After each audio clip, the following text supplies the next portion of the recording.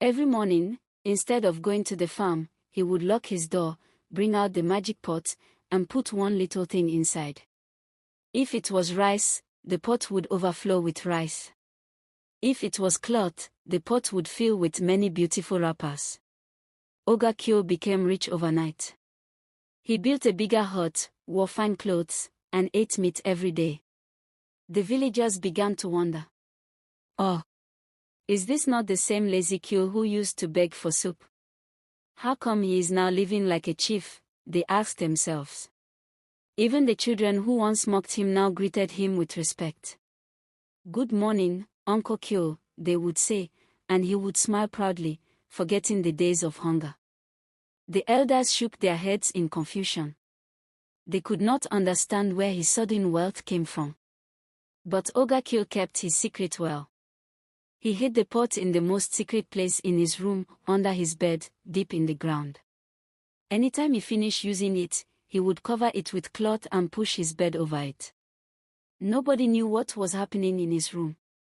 Still, in every story, there is always one person who watches closely. In Oga Kyo's case, it was his neighbor, Madame Ebibo. She was a sharp-tongued woman, always spying through her window, always poking her nose into other people's matters. And when she noticed Oga Kyo's sudden riches, her heart began to burn with curiosity.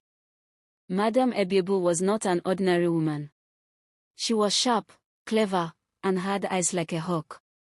From her compound, she watched Oga Kyo every day. She noticed that he never went to the farm, yet his house was full of food, clothes, and even money.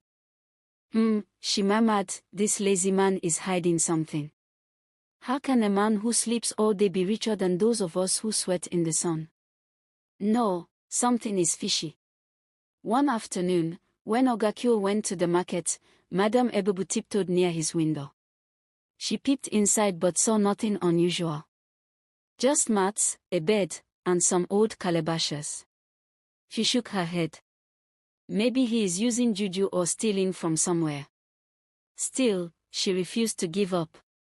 Every day, she watched him like a cat watching a rat hole. Sometimes she would pretend to be sweeping her yard, but her eyes were fixed on Oga Kyo's hut. Sometimes, she even followed him secretly to see where he went.